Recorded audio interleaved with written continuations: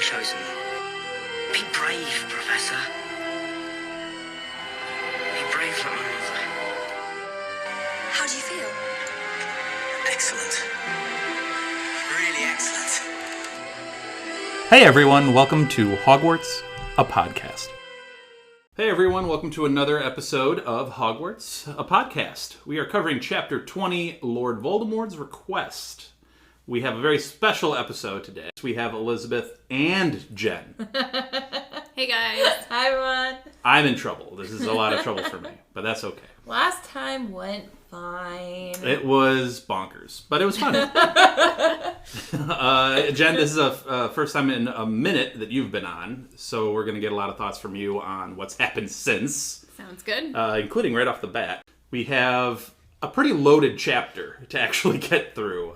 We have Harry and Ron leaving the hospital wing, and we have Lessons with Albus, which covers 2 memories, and they're pretty significant memories. They're a lot going on with those. So, like I said, we start off with Harry and Ron leaving the hospital wing, and obviously Ron from the poisoning, Harry from the fractured skull from Quidditch, which means I'm going to toss it immediately to Jenn. What are your you're usually my go-to Quidditch talk person. Yes.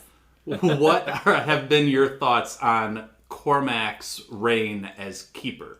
I mean, it's pretty much a list of, like, what not to do on a team in any sort of way. Like, you have an established hierarchy within a team. You typically have team leaders or a captain or someone, and you kind of take your cue from them. So, I think it's actually fairly common in sports. If you have 2 very strong personalities on a team, it can kind of divide the team and lead to outcomes that are not ideal. And that's exactly what we see happen here. He tries to assert himself in situations that he's not really welcome. He's distracting to other players. He's very arrogant, and it ends in disaster.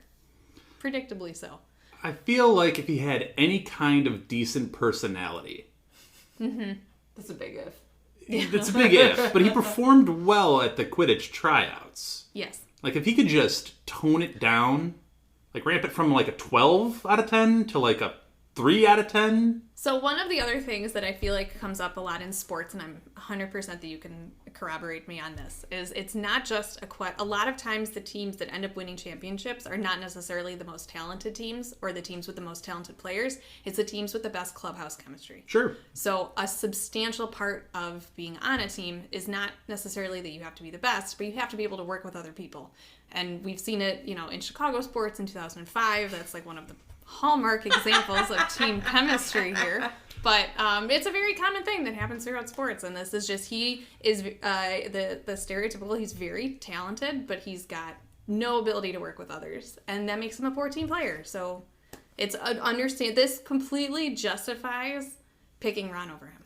For Ron being in the hospital wing, I think this is the most happy hospital wing visit he's ever had, because he is overjoyed that not only did it go so poorly for Harry, and he knows Harry wants to get him off the team, but that's what he's hearing from the team is like, he is awful. Yeah. Cormac's awful. Ironic this would be his favorite hospital visit, considering it was the closest he came to dying. Also true. You can only go up.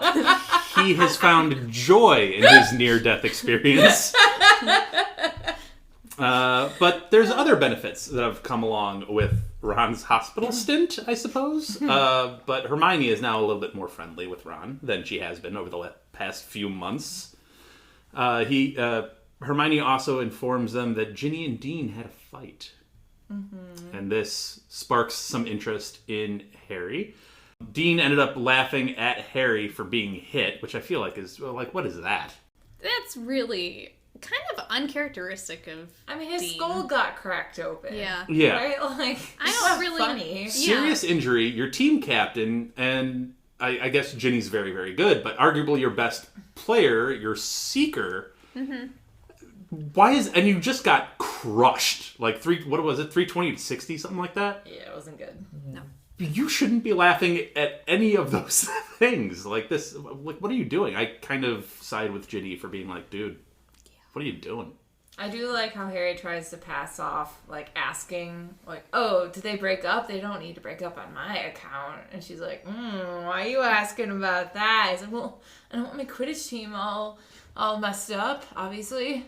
The only reason why I care. Yeah, Hermione got very suspicious of Harry's questions there. She should have just been like, don't worry, they didn't.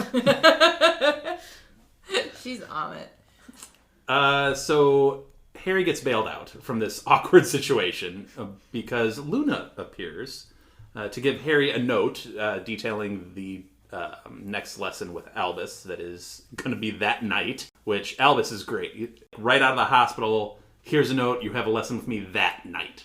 I'm more happy about the fact that Luna gave Ron kitty litter to hang on to. Among other things, but yeah. But Ron genuinely compliments Luna for, I believe, the first time? Yeah, he said that she's starting to grow on him because her commentary was so good, and he hopes she does every commentary from here on out because it was the most he's ever enjoyed one. Yeah, and she says that everybody has said she did an awful job, but Ron is like, no, really, genuinely awesome. We get another appearance by another girl at Hogwarts. We get Lavender Brown, and she's not particularly thrilled. I like how Harry and Hermione see this, and then they just, like, disappear into the shadows of the hallways and are like, nope, we're gone. Smart move. Mm-hmm. Yeah. Well, she's described as looking thunderous, so that doesn't sound great. No, they're not doing too well. And the only solution here is talk. And I know they don't talk, and I know that's, like, their thing. Yeah. But I feel like a lot of the issues here could have just been settled with talking. I actually feel bad for Lavender in all of this.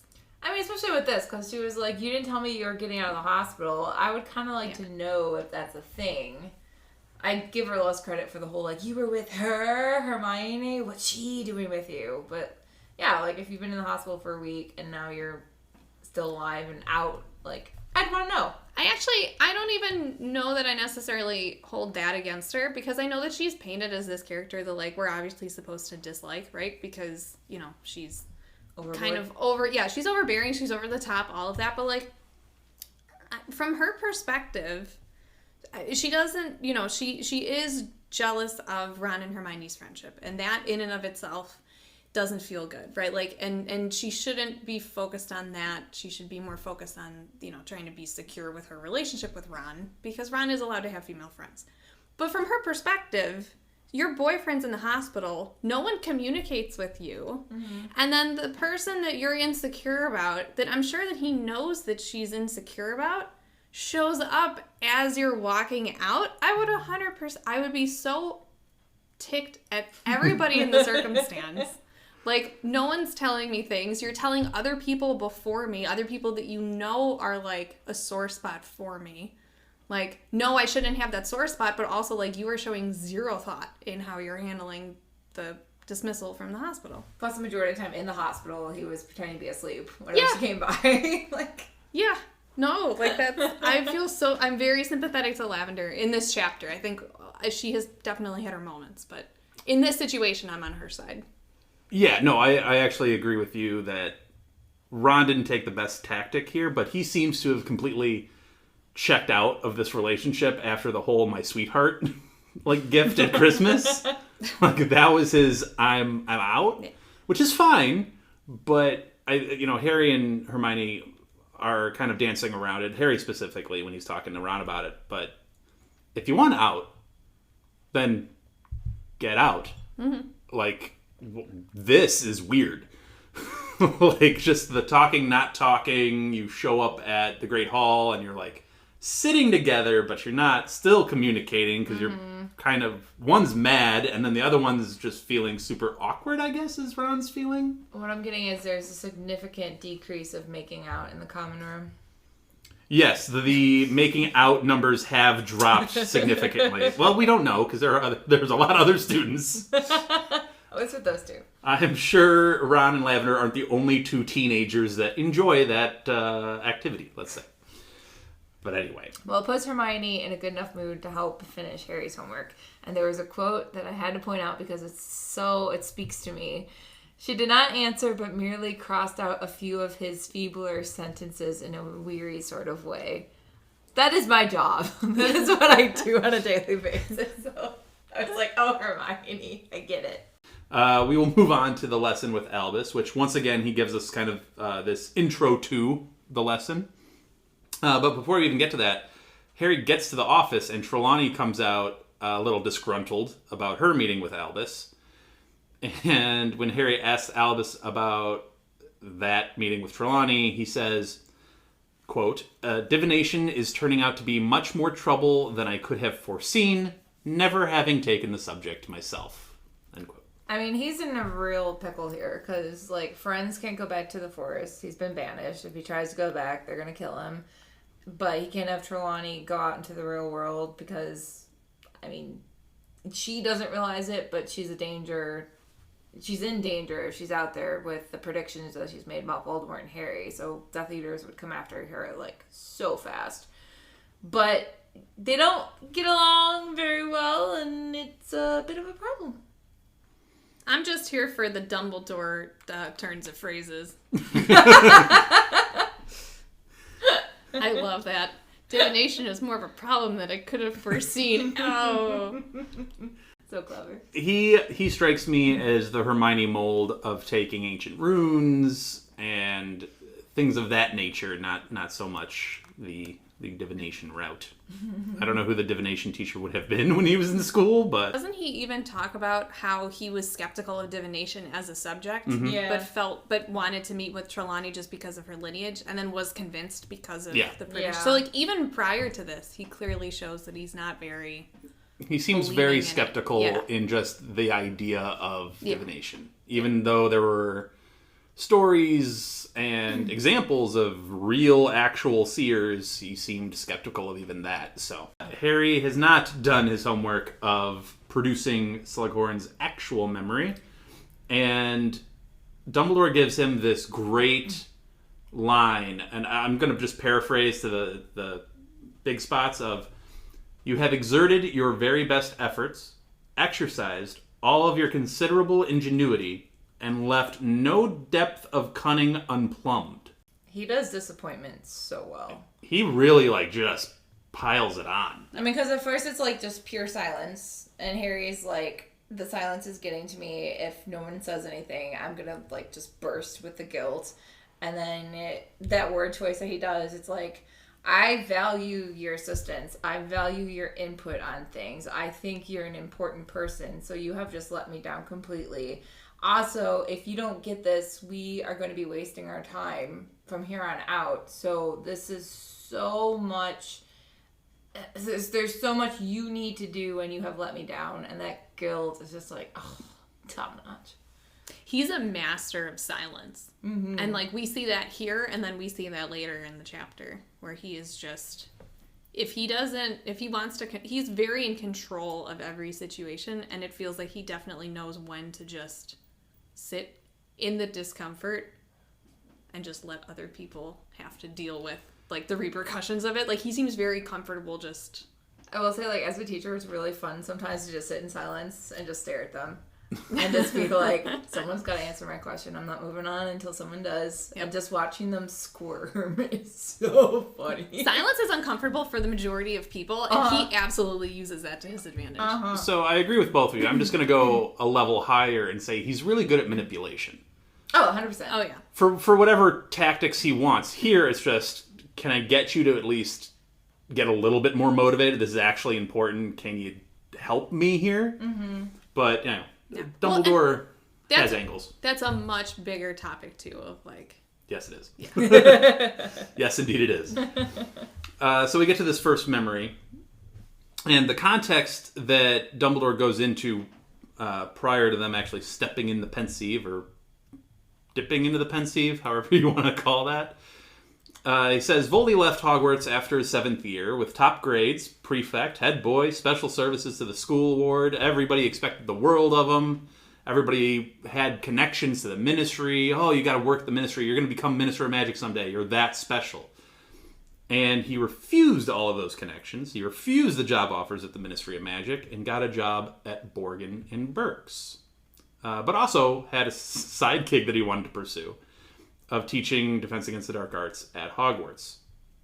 And he goes into saying that there were a couple of things that really attracted him to the job. He's more attached to Hogwarts than he ever was to any human being. Hogwarts is a stronghold of ancient magic that would be interesting to Voldemort. And obviously he can exert a strong influence over young witches and wizards, which does not exactly please Dumbledore when thinking of that. So, what do you guys think of just that? Super talented student, ends up working at a shop, and refuses a lot of the offers, wants to maybe come back and teach at Hogwarts even. What do we think about that? I don't think that there's anything that's too out of the ordinary with that. Because I feel like that's a thing that sometimes happens in real life. Like, I feel like sometimes you see people who are really successful in high school who are doing very well, and then for whatever reason, as time goes on, are just not living up to their potential. So for it to happen to Voldy, yeah, it's certainly a little bit suspicious that he's working at a dark arts store. But outside of that, I mean, I don't think that there's anything particularly special about just not... Maybe he burned out, maybe he lost his drive, maybe something else. It does happen in real life. I mean, sometimes there's those people who they're such successes in high school. It's like their peak. And when they go out into the real world and they're challenged for the first real time, it's like, I don't know how to do this. And they just kind of flounder a bit until they find something they're actually passionate about. So I don't fault him for wanting to go to Bergen and Berks. I think that's an interesting career that he would have a lot of skills with. That's another thing, too, that you mentioned just now that I think is a good point of if he's passionate about this job, it's not really anyone else's place to say you didn't live up to expectations. Like, If that's what he wants to do with his life, that's what he wants to do with his skills, he should have the right to do that. Fair enough. In terms of him being denied the Defense Against the Dark Arts job, I fully agree with that because he was young. That's right, because it was originally Dippet who was the headmaster when he applied for the job originally. Right, because, I mean, he would have been, like, 18. He was 18 when he applied. Yeah, 18, maybe 19. And I will say, like, when I first started teaching, I was 22 years old. And my students, my seniors were 17, 18. And that's not a big age difference. Of course, like, they see you as more an adult just because you're in that position. But when you think about it, you're like, oh my gosh, I'm just, like some of my students had friends who were my age. And it was like... That's awkward. It's just the age dynamic is too hard to overcome sometimes. Well, this would have been quite the change-up because you have 18-year-old Tom Riddle and you have a 50-year teaching veteran in Galatea Merrythought. So that would have been a change of tone. One of the other things, too, that it also kind of makes us a little awkward is just... There's no post-Hogwarts education, as far as I understand it. Right. Depends. You get some on-the-job training that requires additional. Specifically for this, though, he's going from like a generalized education at Hogwarts to then just the next year he's going to teach. He's gained nothing in the middle of like, how do you... No real-world I experience. like that. That falls into that whole maxim people say of like, oh, if you can't do anything, just go teach. It's like, no, there's so much more that goes into it. Like... Nobody, not everybody can just go into a classroom and be successful. Well, like, how is he going to be able to successfully teach the material? He, just finished taking a class on it. He doesn't have a mastery of that subject. Well, he's good at the job of Bergen and Berks because his job is basically persuade people to part with their treasures. And they said Tom Riddle is very good at being persuasive. I do like Harry being skeptical. I bet he's really skilled at people like separate with their stuff. And Dumbledore's just like, quite. We get into the actual memory itself, and this memory is of Hokey, who is a house elf owned by Hebzibah Smith, who's a very, very rich individual who's got a little bit of a hoarder tendency, seems like. Bit. I feel like hardcore, yeah. Her home is filled with objects and plants. I mean, they said, like, you can't even walk. There's just an aisle, basically, to go through to get through the house. It's like a maze of stuff. They describe it as a cross between a conservatory and an antique shop, which is an interesting kind of vibe. I feel bad for the house elf then. How are you supposed to clean it if there's just so much stuff just piled? What a life. Poor house elves. You could probably say poor house elves just in general, I think. Well, poor Hokey. Poor Hokey. Voldy, Tom Riddle, at this point, is here for goblin-made armor. So he walks in, and obviously he's very handsome. He's obviously a little bit older than last memory we saw him, which, if you remember, was him at the Gaunt House when he was 16. He brings her flowers. Aww. Yes. Burke, coincidentally, is offering 500 galleons for this goblin-made armor, so that's a hefty price. That's super expensive. But Hebzibah says she has some other treasures that might interest Tom, and she says, you can't tell Mr. Burke about this, because he'll never let me live a second in peace if he knew I had this kind of stuff. And Tom's like, sure, you can show me whatever you want. That's fine. She ends up showing him a small golden cup with finely wrought handles and an engraved badger on the side. And Tom takes note of that badger and begins to say, this belongs to Helga Hufflepuff. And apparently, when Hebzibah Smith goes into her explanation of, yes, this is Helga Hufflepuff's, it's been in my family for generations and all that kind of good stuff, she says, apparently the cup has, quote-unquote, powers attributed to it. But she's never had the time to delve into that. I'm sorry, it's Helga Hufflepuff's. How have you never had the time to delve into these special powers of this cup? Hufflepuff being so powerful as a founder of Hogwarts, like, used this cup and somehow all of her magic got, like, zapped into it or something, and you could do really, really cool things with it. Well, that's my next question to you both, is what powers do you think this golden cup might have? It'd be interesting if it could produce, like, food and drink. Right? Because, I mean, we've talked before about how that's one of the... It's one of the laws of magic that they can't, Yeah, it's like a loophole. You can't necessarily just produce food and drink from nowhere. So it'd be interesting if this was like... I mean, we know, like, the Hufflepuff common room is by the kitchen, so food, it seems to be an association with her. Like, here's the fish and the bread. You'll never go hungry with my golden badger cup. I mean, yeah. I like that one, actually. That makes a lot of sense, given, like you said, the Hufflepuff common room is next to the kitchen, and it is a goblet. And it's a goblet, yeah. So, I mean, I would think, like, if you had this goblet, and you decided, this is the goblet that you're going to drink from, no other goblet, it's a natural antidote to all poisons. Like, whatever poison you put in, automatically neutralized. Not a thing. That'd be cool. That would be cool. Hard work, dedication, patience, loyalty, and fair play. Because it does seem like, I mean, like, we think of the sword of Gryffindor. There's, like, a bravery associated with that. There's loyalty associated with that. But yeah, I don't know which of those qualities. I mean, there's only so much magic a goblet can probably do. So I'm thinking it's either, like... I don't know. I think it would be cool if it was, like, an antidote to poisons. That would make sense if you just were able to produce any kind of drink from it naturally. It didn't have to come from somewhere. That'd be great. Mm-hmm. Yeah, I don't know. If you guys have any ideas of what the Hufflepuff Cup powers might be, comment what you think that those would be, because that's kind of a cool thing. There's a second treasure. Jenn will be particularly interested in this one. It's a heavy golden locket with a Slytherin S on it. Obviously, Tom Riddle recognizes it immediately as Slytherin's. She says, this one also has powers attributed to it. Well, he has another connection to it, too, when he said, like, oh, yeah, Burke definitely got it from a ragged-looking woman who seemed to have stolen it, but had no idea of its true value. I mean, Tom is like, that was my mother. That's who you're talking about right now. Yeah, he has a reaction to it.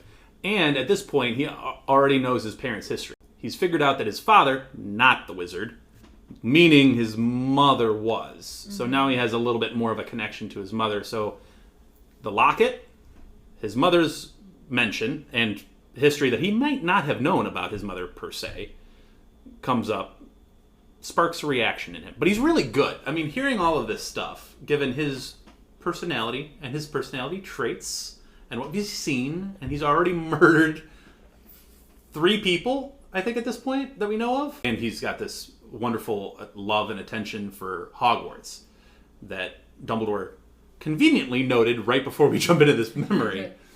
So he's got a lot of draw and attraction to these objects, and you throw in the personal bit of it, and yeah, you get a little different side of Voldy. You get that gleam of greed and want. Well, Harry also notices that Hebzibah also has flashes of greed and want in her face. Just they're miscommunicating those signals just a bit. She wants Tom.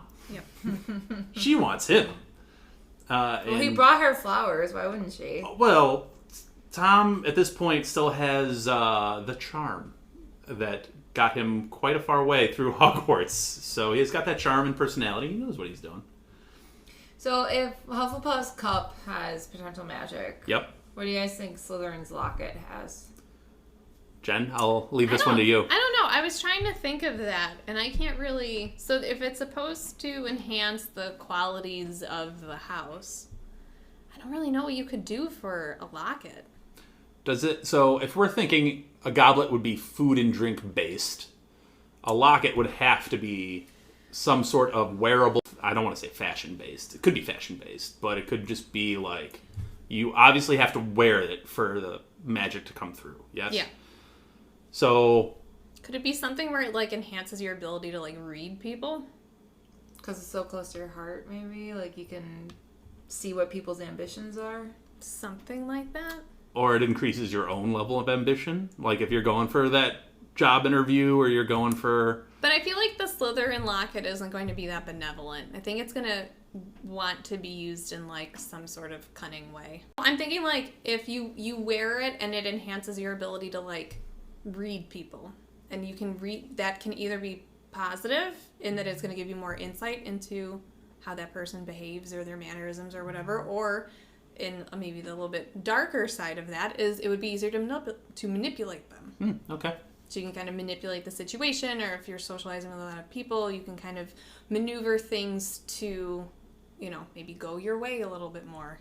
I'm just imagining a Slytherin, like, rubbing the locket, and, like, the rubbing of it just hypnotizes people and seems to make them seem more and more and more, like, important and in control of the situation. I like it. Yeah. I could see that. Maybe. I think it feels like it should be something with manipulating people. You're not thinking very favorably on your I house said founder. I said it could go either direction. No, I get you. You can manipulate people for the good. I mean, think too, like Gryffindor's sword. It could be used to go into a battle and be very brave, or you could use it to hurt somebody. Right, Anything exactly. Could be Like, one way or the other. Could be both of those in the same thing. And if you think with the cup, like, it could be, like you were saying, it could be used to be an antidote or to poison someone. The other thing I like about these objects is for historical items, that like the Sword of Godric Gryffindor, that seems like an old ancient item that would have people covet it. You know what I mean? But here we just get a locket and a cup. They just seem like very ordinary, particularly the cup. It's a goblet. And I get that there's a badger. Also, are badgers... Did she have, like, some sort of copyright? Where it's like, the only imagery of this badger must signify, I own it. I was thinking that too, where he's like, there's a badger on it. It must be Hufflepuff. And I'm like, did they never put badgers on anything else? It makes you think, like, did she have multiple, like, a whole set of these cups? Or is it just like, this is my mug? No one else touch it. I will wash it after every use. I don't care. But this is mine. And going forward... Did Slytherin punish anybody with the first name S that just wrote S stylistically? You know that S that everyone learned how to draw in Yes. or elementary school?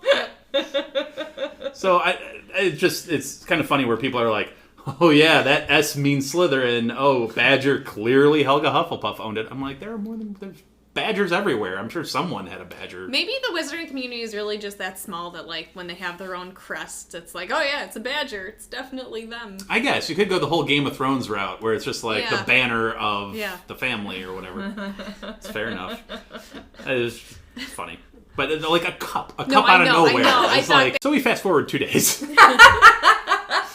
And Hebzibah is stunningly no longer with us. What? She died 2 days after this encounter with Tom Riddle. No. Yeah, and even more surprisingly, Hokey convicted of poisoning her. Death by hot chocolate. Yep. That's the way to go, though. Let's be real. They assumed, and we didn't mention, Hokey is a extraordinarily old house elf. So they assumed she got confused with the ingredients, and instead of like some sugar or something like that she put in, she accidentally went with something more lethal. Okay. So they didn't really like come down hard on Hokey, but that's when Dumbledore, Dumbledore being Dumbledore, tracked down this house elf and extracted the memory, presumably days or weeks before the house elf passed away, because Dumbledore has that kind of timing. But Riddle ends up disappearing. He resigns from Borgin and Burke's and disappears and is not seen or heard from again for a very long time. Which is important because right after that happens is when the family realizes, oh shoot, the cup and the locket are gone. It takes them a while to sort through all of Hebzibah's possessions, and obviously, even after this, she shows Tom the items and then says, Hokey, go hide these again and put the usual enchantments on it. Mm-hmm. So I'm sure she had some security measures in place that maybe some more ordinary wizards would have some trouble breaking through or finding or whatever. And yeah, it took them a while to figure out that, hey, wait, the two most prestigious items are gone. And wait, there was someone here 2 days prior to her dying? Where is he at? Gone. Completely. Which, this is going to sound very weird for me, because it's almost going to be like that I'm giving Tom Riddle credit for murdering somebody, but Tom is he's very clever in how he goes about this. Despite the strong attachment to the items, particularly the locket, because obviously his family's connected to that, but also the cup and Hogwarts founder, he knows immediately he wants these items. And very quickly he seems to come up with this idea of like, okay, I can't do it now. That would be unintelligent because I'm not prepared for this. I don't know exactly what spells I want to use right now. I don't know how I want to frame this situation. And obviously, Borgin Burke sent me here, so people know I'm here right now. So that wouldn't work. So he waits and then comes back and has a whole thing set up to pull this off. It's not exactly like his Morphin and the Riddles setup, where that was a little bit more... Well, he's older. In the moment. He's got less of the emotional impulses that he had when he was 15, 16. Yeah. But he also knows he has to leave Borgin Burke's. He also knows, okay, I can't stay here because they will at some point figure out that I was here just days before she died. Can you imagine if he visits her on a Thursday and then goes in on Saturday? It's his day off, kills her, and then he comes back to work on Monday and they're like, "How was your weekend? Yeah. What were you up to?" Well, busy weekend. Just rummaging through some stuff. Thinking about. By the way, I resigned. Just real quick. At the end of this memory, Albus begins to weave these memories together and starts forming a picture of where he wants to steer Harry as far as how these things are starting to connect. He's obviously shown an interest in Hogwarts. He's obviously shown an interest in particular items. He's shown an interest in his family history and Slytherin. And he's obviously shown a willingness to murder, and murder out of anger and murder out of want, which are two different kinds of murder, by the way, which he notes. And the first sign that something seems to be changing within Voldemort, because he said Harry noticed it, but even Hebzibah noticed it and was a little unnerved by it, that Voldemort's eyes start to have a permanent red glint to them. When he feels those tinges of anger or want, they'll gleam red. And then they also noted that when he even walked in, he was a little thinner, his cheeks were a little more hollowed out, but all of that seemed to still suit him, and he was still a very handsome man. But definitely he's starting to change a little bit. Mm-hmm. So yeah. The second memory is Albus's. And as we know, they're very detailed and thorough, and everything is He perfect. remembers everything exactly what happened. So this memory is from 10 years after the Hebzibah Smith encounter, and they end up back in Albus's office, right where they just left, but Voldy enters the room. Voldy, as you just mentioned, handsome man, not anymore. That handsome Tom Riddle is now looking like burned, distorted, waxy, blurred, and now he has that permanently bloody look to his eyes, which is off-putting, to say the least. Not great visage, I guess. But in the encounter between Albus and Tom Riddle, Albus refused to call him Voldemort. He's like, I know what they call you. Unfortunately, I never, that's the problem with having like an old teacher that knew you when you were younger. You never quite forget their youthful beginnings, Accurate. I still think of my students who are now like in their late 20s, having kids and stuff. I'm like, you're still 16. Right. But Voldy's not pleased by that. And as Harry notes, it sets the tone for the meeting. I think, Jen, you were commenting on this earlier with kind of the way he words things, his pauses, everything has a point, everything has a meaning, and him not calling Tom Riddle by the name that Tom Riddle wants to be called sets the tone. He's not going to give in to Tom Riddle. He's not going to go with Riddle's narrative. How do you guys feel about that? We've entered a whole new stage. It's like they're not, and he notes this later in the conversation too. He's like, I can't scare you anymore with cheap tricks. Like, you've done some things. I know what those are. I don't know that we're going to meet in the middle at any point in time, and it's that setting the stage of, you're not a kid anymore. You don't have the excuses of like, I didn't know what I was doing. Now you do. I don't agree with that. You get two alpha males headbutting, and it's just a whole new phase that they've elevated to, or evolved to, I suppose. I find it interesting to a degree. Like, refusing to call him Voldemort does dictate the terms of the meeting, and I do think that's smart on his part. The other side of me is a little torn, because if I had a student who came to me and was like, actually I go by this name now for whatever reason, if I were to refuse to call them that name because I knew them by a different name when I met them and taught them, it feels like I'd be denying their personhood by refusing to call them their new name.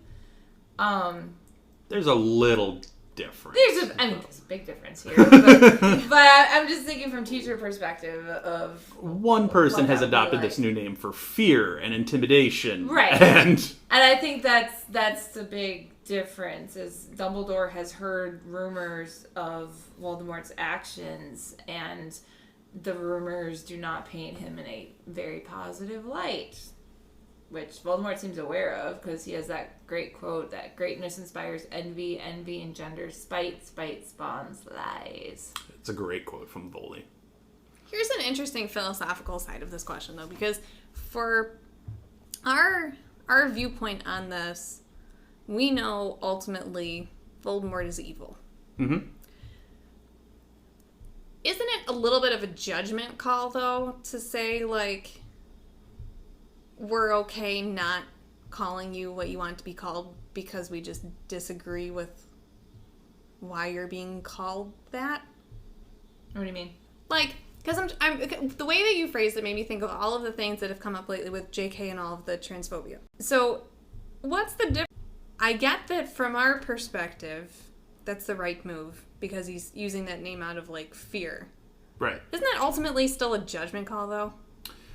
Well, like, because then how do you make then the argument that it's not okay to do it in other situations? And to be clear, I'm very pro LGBTQ. Right. So, like, so the difference that I'm getting is Dumbledore is not guessing at Voldemort's activities.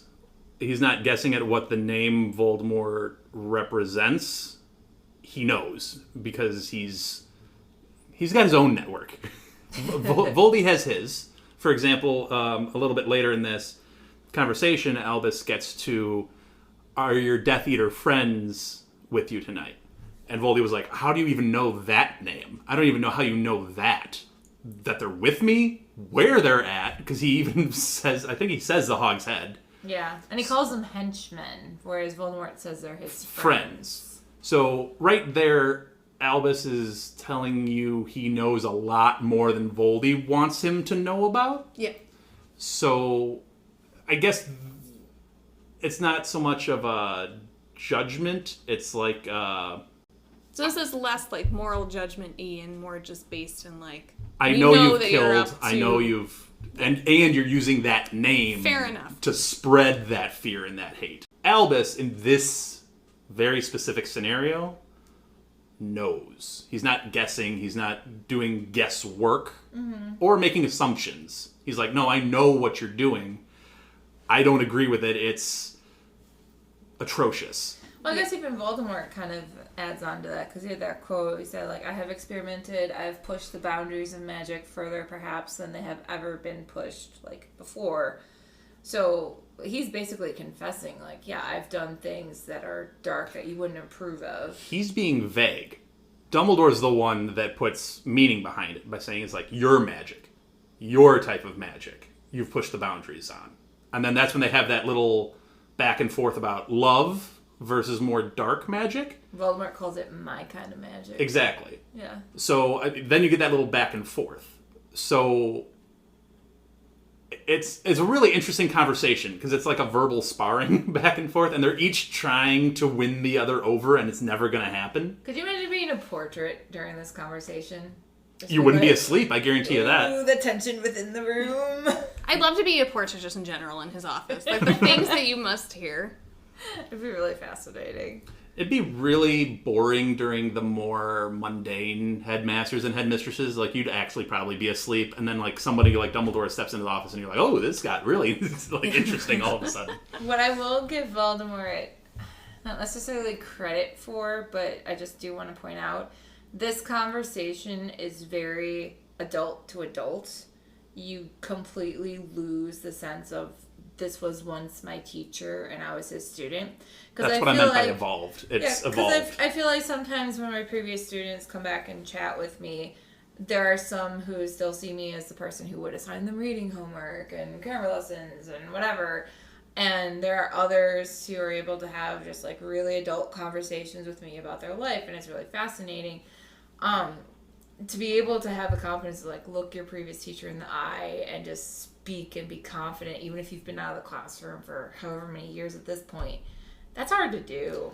It's hard to do from Voldy's point of view, and then it's also a credit to Dumbledore where, you know, he makes that quip at the very beginning, like, oh, I can never forget your youthful beginnings. But then he gets into a very serious conversation. Yeah. But he treats him seriously. He doesn't talk down to him. He's talking to him as if he was an equal. Yeah. Which I feel like is interesting. Did I answer your question, Jen, before we get too far away from Yes. it? Okay. Albus does mention some similarities between him and Voldy, which is always interesting to note. I mean, they're simple, but they both want to or have a passion for teaching. You can quibble on where that passion comes from for each of them, but regardless, they both wanted teaching positions.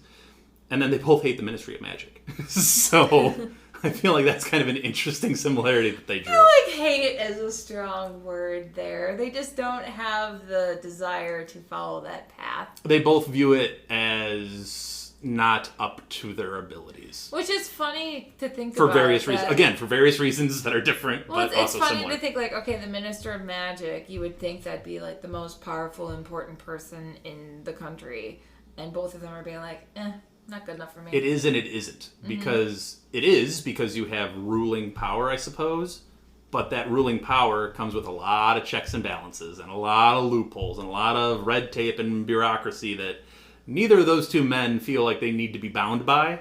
Well, and like Dumbledore said, Voldemort probably took away from Slughorn the idea that you can influence students and you can have that spider web of connections, and that can bring you a lot more power than being the Minister of Magic could. I do want to go back to that note where Albus questions what the Death Eaters would do without Voldy. And he would say, continue on, which is probably also not what Albus wanted to hear.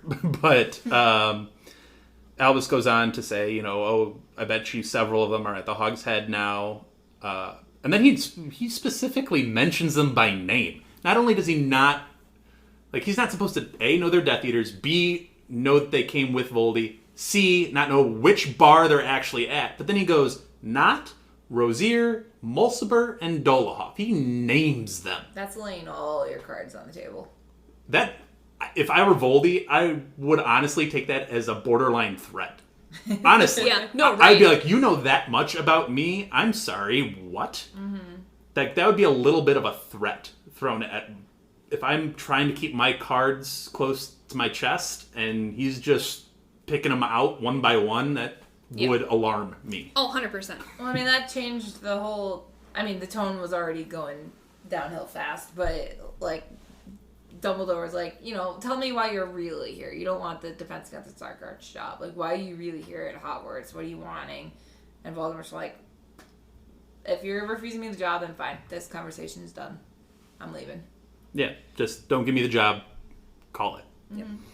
And then Voldy leaves, and Albus notes at the very end of the chapter, this is the last bit of the chapter, that no one has held the post of Defense Against the Dark Arts teacher for more than a year since that meeting. He wanted that job.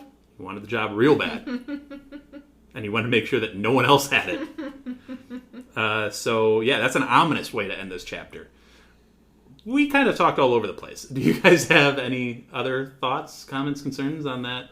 I wonder how Dumbledore feels about how his part in this conversation has now cursed the position for the rest of Hogwarts. How many teachers is that?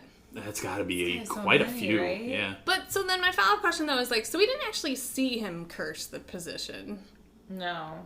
So why do we think that he cursed the position? This is an assumption. This is an assumption from Dumbledore, okay. I would assume. Yeah. I mean, if the previous teacher was there for 50 plus years, and then here on out, it's just one after the other after the other. I think it's one of those things where it's the first 2 or 3, he's like, wow, that's really bad luck. That's random. Yeah. When it gets to the 10th in a row, and you're like, okay, clearly something is very, very wrong. If you don't have your staff sticking around for a while, chances are that usually shows the district is not fantastic. So if all the other professors are sticking around and one after the other, after the other, after the other, after the other keep leaving, something weird's going on there. Yep. So we will end the non-spoiler here, and we have a whole bunch to talk about in the spoiler section. So we will be right back after the break. Before we get to our break sound, I'd like to acknowledge our friend Andy, who helps us produce our intros and our break sounds. If you want to hear more of Andy's work and like Formula One racing, check out the Outlap F1 podcast. It's your one-stop shop for Formula One news, insights, race previews, and reviews. You can find them wherever you listen to podcasts, and they even have a YouTube page. So check out Andy, Cody, John, James, and Deanna, and join them on the Outlap. Where is he? Where's my 1-1? Well, we've had a good time in our break. So we are back with the spoiler section. We're having a good time. We're it's so great. sorry you guys missed that. Yeah, we were having some interesting conversations, really about nothing in particular. I will kick it over to Jen, because she did one of her favorite things during break, math. Okay, so Dan hit me with the numbers, and we did a little quick calculations. So if Tom Riddle was born in 1926, and we assume that he was 18 when he had the interaction with Hebzibah Smith. And then 10 years passed between those two. That would put us at roughly 1954. Harry Potter started school at Hogwarts in 1991, which means 37 years elapsed between the two, which means they have had at least 37 Defense Against the Dark Arts professors in that time span. That is an insane number. That is A lot of turnover. If we are correct on these numbers and this math, Yes. that is absurd. Yes. But what makes it even better is that Snape has spent this entire time asking to be put in that position and keeps getting done. How? Like, for real, though. Like, Poor Snape. Just imagine every year he's like, can I apply? Denied again. Can I do it now? No. Can I do it now? Not yet, Snape. but why would people even apply for this? Because at some point, it gets out that this position is not a long-term position. I think you'd have to be like how Moody, Barty Crouch Jr. did, of being like, only for a year. That's all I'm in for. Just a year. That way I will end up alive at the end of the year. The students will not kill me. I think it would be great if, like, Snape was in the office with Dumbledore and he's like, will you appoint me the Defense Against the Dark Arts position now? And Dumbledore's like, no. And Snape's like, who do you have to do it besides me? And I don't know, I'll find somebody. Dumbledore just, like, looks at people walking in the hallway and goes, that guy! Just pulling in random people. I'm like, you do realize it's cursed, right? I Like, think it's it's a thing. more Dumbledore is poring over names for potential job, and he's like, who am I going to get? Who am I going to get? And then Snape's just in the corner going, Snape. I hear good things about that Snape guy. And then, like, Lockhart jumps in and is like, Dumbledore! No, this anyway. Very good reference. Thank Very you. good reference. Thank you. Anyway, you actually had a real point to talk about instead of this silliness. So I actually I wanted to go over this really quickly, and this is something I mentioned to Elizabeth a really long time ago, and to be completely fair in this, I didn't actually finish reading it, but, like, I'm not normally, like, a fan fiction person, but I got bored over Christmas break, so I was, like, looking at, like, random, like, more so, like, Slytherin redeeming ones, because I was feeling You needed that in your life? I was feeling a little slighted, so I was like, I need something positive. But I came across one that I thought had a really interesting premise. And it was essentially that they found the diadem before the locket. Or they got a hold of the diadem before the locket. And instead of passing the locket between them, they were putting the diadem on their... they were wearing the diadem. Mm-hmm. And it went into this whole thing of, like, the diadem had the power to, like, enhance your ability to think through things. Because everything for Ravenclaw is around wit and knowledge. That would make a lot of intelligence sense. stuff. Yeah. Mm-hmm. And then, like, it also talked about, like, the downside of it being, like, when you take the diadem off, you feel like you're slow. You feel like you're struggling to keep up with things. You feel like you're not fulfilling your full potential. You have this, like, craving to put the diadem back on. Makes sense. Just like the locket was kind of playing along those lines. But I just thought it was a really interesting thing because we were talking about how, like, the different objects have different powers based on the house and based on the founders. Mm-hmm. And the one that we omitted talking about was the diadem. And the diadem does come up later on in the books, but it doesn't really get covered in terms of if it had any magical powers or anything to it. But I just thought it popped into my mind as, like, thought it was an interesting concept to have. Just as, like, a kind of alternate universe to this, but also, like, you know, it fits in with what it should be, and I like that they have these objects as having, like, powers tied to the founders. And I think what's interesting, if we go with that, they all seem to be close to the thing that's most important to people. Like, it's on your head. That's where your brains, your wit are. If it's the sword, it's, like, with the fist, and that's, like, the bravery and the strength. If it's the cup, we're assuming, like, food attached to your lips. The locket would be by your heart, and that would be where your true ambition and true feelings and cunning lies. Yeah. Yeah. It's a good coverage of, like, they're good items to represent what the houses are. Yeah. So what we know of, and this is just based on things that have shown up in the books, I believe there is a reference to the diadem adding some sort of wisdom to you. So whether it's, like, figuring out or working through problems, something like that. I think they said something more generalized. The gray lady, the ghost, says that, like, that there was the association with it, and that's why she stole it, because she wanted to be more clever than her mother. Right.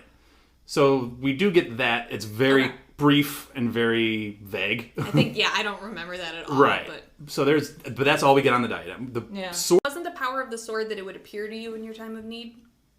that is also a power. Yeah. So, I mean, it has a couple of different things. And then it obviously gets imbued with the basilisk venom, which makes it that much stronger. So there's a lot there. The cup, we don't see or hear anything about the cup, because the thing that, obviously they find it in the Lestrange vault, but the multiplication thing on it was a spell placed on it to enhance the defenses. I don't think that was the cup's power. No, yeah, that was just all of the treasure. You could touch anything and it would multiply. Right, so that was just a security spell of sorts. And we didn't see it get destroyed. I mean, Hermione was the one who stabs Correct. it with the basilisk thing. Right. When they go off and have their little side quest. And obviously the locket, it wears on people. It wears on your worst thoughts, your worst emotions. Your heart. Okay, so But I don't know if that's the Horcrux or that's what I was about to say. I was always under the impression that was the Horcrux in it. I thought that the Horcrux was making it... It, like, corrupts it. It corrupted I it. also have that. Same. Yes. Yeah. But that's really all we get of the locket having powers. Because per se. otherwise, that's a really terrible locket. I Like, wonder if the what good locket- does that do? Maybe the locket wearing it just gives you the courage to go do things. Or, like, here's my cunningness, and here's a situation where, like, if I'm wearing it, I'm going to be more successful navigating it. I like your point, Jen, about like giving that ability to read people, and that might give you an advantage in manipulation, or just that ambition bump. Yeah. Whatever. That's an interesting play. But the only thing we see is what I view as the Horcrux related fallout from it. I have a question for you both. Because Dumbledore, we talked a little bit about it in the non-spoiler, Dumbledore kind of shames Harry with his lack of production in his homework. And this is a spoiler section, so obviously we know that Draco Malfoy is indeed actually up to something that has a very consequential result. So it's not nothing. Harry following him, as much as it annoys me sometimes, it's valid because the ends, I suppose, justify the means. But anyway. I feel like we need to take that quote and replay it multiple times because you hate that idea so much. I do. But my question to you both is Harry's pursuit of Draco versus Albus's homework of getting the memory. Which is the more, I suppose, pertinent thing to go after? I mean, I do wonder about how important this memory really is. We already know that Voldemort's making Horcruxes. We've seen it. Well, yeah, we've destroyed the diary. At this point, he's destroyed the ring. The only information really that Harry gets from Slughorn's memory is how many Horcruxes Voldemort was planning on making. And I get the number is important to know, but at the same time, like, Dumbledore was being like, oh, it's going to be a waste of time if we keep going further without this information. I don't think it's a waste of time to keep looking for Horcruxes. My interpretation is Dumbledore is almost completely certain of things. I don't think he's 100% dialed in on if they are truly Horcruxes and if the number. The number is a big one, yes. But I don't know, like, without the complete memory and the complete conversation being had, I don't know that he's probably, like, 90% sure. But for a guy like him, 90% sure is not good enough. You need, like, every minute detail. You're trying to take down the Dark Lord. You know, if you miss big. So I think he's trying to, like, dial it in completely. I disagree because I feel like because you heard the word Horcrux thrown out, he knows that's where Voldemort was thinking. We saw evidence with the diary that it acted in a weird way that would be. Well, I think that's where he first really gets it, is the diary. And I think that spurred like this whole process of finding information. But I really don't think like this memory is giving us much more than just set number.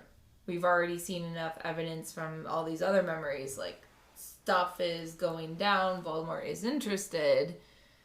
The number is just the thing that's like, okay, when will we know when the job is done? Because even the ring, like, Harry destroyed the diary. Dumbledore doesn't know all of the specific details of what the diary really presented. He's heard everything secondhand through people. The ring, he might have just destroyed that because his hand got really messed up when he tried to put that on. Well, to be fair, we know he put it on. We didn't see what happened afterwards. True. We know there was some kind of reaction, some kind of curse that Snape had to step in to slow down spreading. Yeah. So I could see it as attacking him the same way the diary attacked Harry and Ginny. Could. Yeah, but I don't know. What do you think, Jen? So I'm of the opinion that I think the memory is more important than tracking down Draco. And I think the memory is important because we do get the actual number of Horcruxes that he's intending on creating or had created. But also because, so what Dumbledore closes this chapter by saying is that nothing that they do, they're not going to be able to progress unless they get this memory. So he clearly is trying to assess what the scope of everything is, where it's, if he has some ideas of where he's supposed to go and he has a rough idea of what these Horcruxes are, how close is he to having that information be correct? So we find out through the memory at 7, he's like, okay, probably feels more confident in the fact that he doesn't have to go searching for more information. He can start to take action. And then the next thing I believe that they do after this is they do go into the cave. So it would be something where I think Dumbledore wants to get all of the possible information before he takes risks. And considering how risky the cave is, I think, at least in this situation, it's the right call because the cave goes horribly wrong. So I feel like if he doesn't get that information from Harry prior to going into the cave, there's a very high possibility that Harry never gets the memory from Slughorn. They never get the real scope of things. Like, he's also trying to give Harry as much information as possible at the same time. Right. That's true. The idea that, like, Harry's getting as much knowledge out of this as Dumbledore is. That's a good point. They're working together. Just as we said, Dumbledore was treating Voldemort like an equal earlier. We're starting to see more of that relationship start to even out. Which is why I find it especially infuriating that he's spending so much time going after Malfoy when he spent the whole last book complaining about Dumbledore not talking to him and not including him in things. And then Dumbledore's like, hey, I'm going to include you in this thing. And Harry's like, I'm going to go look after Malfoy. Fair. Totally fair. And for the record, I am on your side of the memory is more important in the grand scheme of things. Yeah, it reminds me of What? him procrastinating with the egg. Oh my And god. be like, I'll figure it out eventually. Sure. In the meantime, I'll go do something else. He is so bad at procrastination in these books. He is. This is Harry Potter and how and why you shouldn't procrastinate.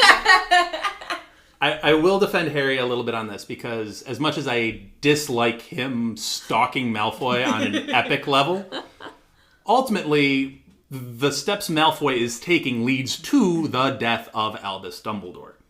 He really intelligently fixes the cabinet and gets that set in, and then Hogwarts itself is invaded from the inside by Death Eaters. Dumbledore's already weakened. The whole thing falls apart. You said the cave fell apart. It did. Weakened him further. Yeah. I mean, it was just, that night is a disaster. It was a bad night. So, but a lot of that was Malfoy, and, you know, we'll get in the next chapter too, but it's Malfoy putting in work in that room of requirement. So he was correct in being like, hey, Draco, this is weird. Something's wrong. I'm just feeling something's wrong. And you can knock Harry all you want, and I think we will knock Harry a little bit as well in the next chapter, or at least I will. Spoiler alert. Tune in next week for that. Harry's not the brightest at times, but his greatest strength is his instincts. He just has a feeling or a vibe, and he's usually right about that vibe. Whatever you want to say about his other traits and characteristics. Well, it's like any person. If you notice their behavior is slightly off, there's usually, if not always, a reason for why. And he's very interested in finding out the why, because Malfoy the entire time has proven himself to be someone who gets into things he shouldn't be doing. I can also sympathize with that outlook like that Harry has, because I'm definitely someone who, like, if I see that someone's behavior has changed, I'm like, what? Why? Yeah. What's going on? Yeah. How are you feeling? Did something Yeah. happen? Yeah. So, like, I totally understand the, like, someone changed and it's Malfoy. historically and this so is terrible. drastically. Like, Yeah. he hasn't been mocking Harry nearly as much. He hasn't been seeking him out. He's not watching Quidditch games. Yeah, like, he's not going out of his way to poke fun at him for every little thing he possibly Wherever can. there are crowds, he specifically goes The other opposite. way. Yeah. Yeah, it's very suspicious. Yeah. Which is kind of funny that no one else sees that. Yeah. Well, you'd expect teachers to pick up on it. Like, obviously Snape does, but that's a lot of inside info. McGonagall. Like, where would McGonagall be? Like, hey, Draco, you're slipping in your classes. You showed up late. She gave him a detention for showing up late to his class, or not doing his homework. Not doing his homework. So, why wouldn't you look into that a little bit more? Mm-hmm. Like, hey, you're not yourself. You're better than this. Why? What's Yeah. going on? Not that Draco would say anything. And it's possible some of these teachers have had those conversations Possibly. with him, and he's just not revealing it because he would die if he does. I think there's also, usually when we have the trio, and I'm going to loop all three of them in because they have a history of projecting a lot of things on situations and scenarios, all three of them, especially when they're together. But in Harry's defense, again, there has been more context clues pointing him in a direction. Like when he saw them at Borgin and Burke's, and then, he noticed, I forget if it was Borgin or Burke, but recoiled a little bit when Draco got a little close, and, there were a little bit more context clues surrounding, like, something's not right. Which is interesting that Hermione and Ron both still are like, ugh, Harry, stop obsessing. It's like, don't you also see that this It's the behavior boy who has cried changed? wolf. He complains about Draco so often and so frequently that they get numbed and dulled to it, and they're just like, can you give it up? Yeah, but like that doesn't mean that he's not right. Correct. Like, Yeah. But that's... but even- he's also historically largely been right about it. So it's Yeah. weird to me that it's like I get that you're tired of hearing about it, but like that doesn't mean that it's So I guess not that's happening. That's where I pose the question. Even though I ultimately agree with you in that the memory is the more important of the two, and you should really devote some time to get that. Yeah. It's not that Harry's pursuit of Draco is meaningless. Like, there's value to that. And he feels like he's the only one who sees it. It's one of the only... Like, if something bad is going to go happen, it's on him if it happens. I don't even know, and might be one of Dumbledore's faults. I know we had that blow up between him and Snape, and Dumbledore was like, you need to investigate the Slytherins a little bit more. I don't know how much Dumbledore is really... I don't know how much he's taking Draco seriously himself. Like, I literally don't know. Like, is he? Is he not? He says when he sees Draco how he tried to distance himself a little bit so that Voldemort didn't, like, see that Dumbledore's onto him and, like, take out Malfoy. I know he's included in because Snape obviously told him about the meeting at Spinner's End. Mm-hmm. So I know he's included, like, hey, Draco's up to something, but and I've talked about this before on the podcast, so I won't belabor it, but that I don't think he's aware that Draco was as up to the challenge as he actually is. I don't know that Dumbledore gave him that much credit. And I don't want to say overlooked, but overlooked Draco a little bit and was like, ooh, you actually got one over on me. That's actually pretty impressive. Anyway, anybody else have any thoughts on the spoiler section? I was thinking a little bit about the what if had Voldemort been hired as the Defense Against the Dark Arts teacher.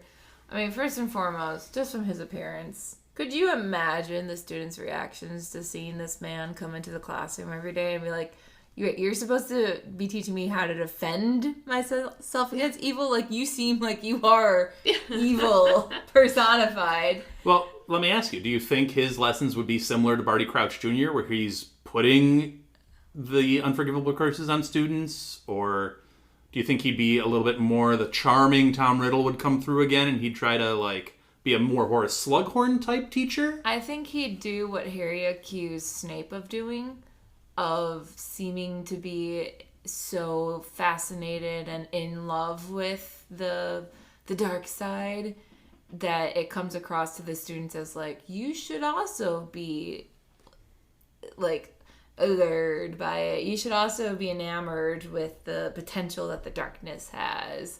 So there's two things to this. There's Voldy as a Defense Against the Dark Arts teacher under Albus Dumbledore as a headmaster. Mm-hmm. There's that.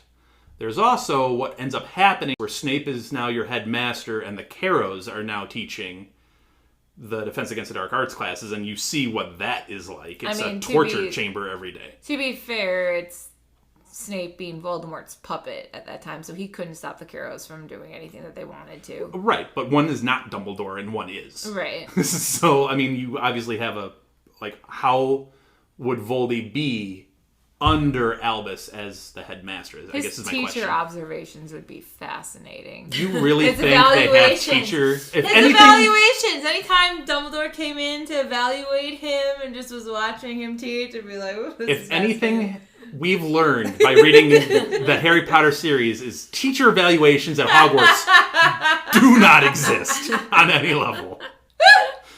If we know one thing, we know that. Imagine if Umbridge came in on Voldemort. Yeah, those were the only teacher evaluations we got, and they were heavily biased and racist and sexist and speciesist. I don't know. They were everything. They were everything. Everything. Were not good. Yeah, I don't know. I just think him as a teacher, it would be very interesting to see from a student perspective of just, here's this man coming in, and I wonder how long it would take for the defense against part of the class to kind of just drop to the side.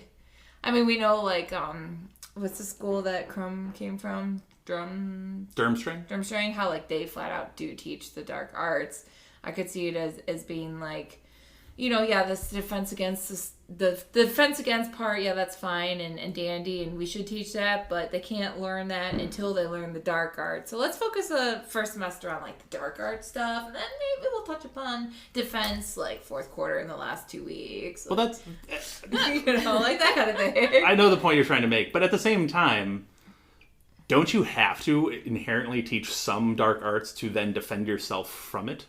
Isn't that an inherent combo that you need to... Remember, last week I was talking about all the dark arts, so I went down that rabbit hole, and there's the dark creatures, there's the dark spells, there's the dark potions, there's, darkness in every level, and they said how you use it can be either considered bad or approved, sometimes even by the ministry.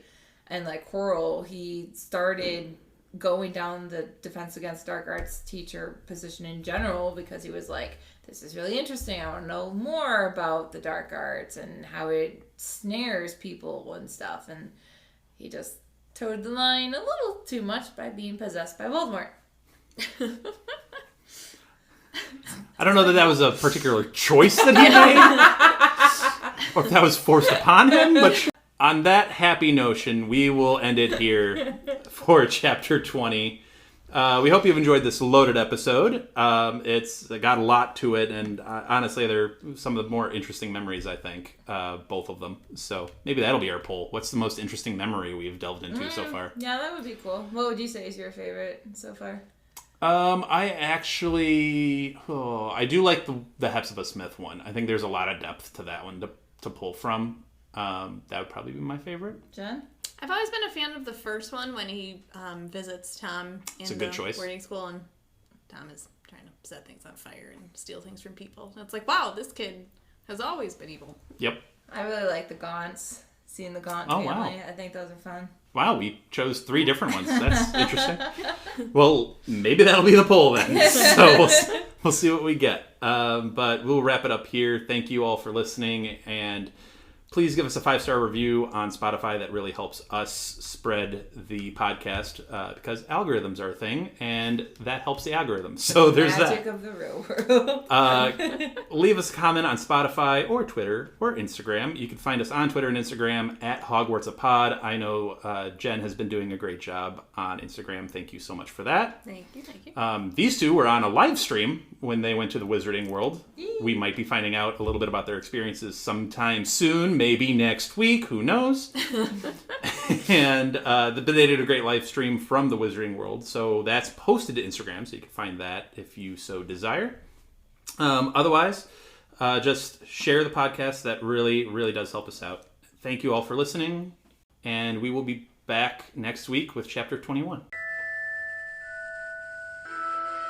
Thank you for listening to Hogwarts, a podcast. If you like what you've heard, please click the subscribe button on your preferred podcasting app and follow us on Twitter and Instagram at HogwartsAPod.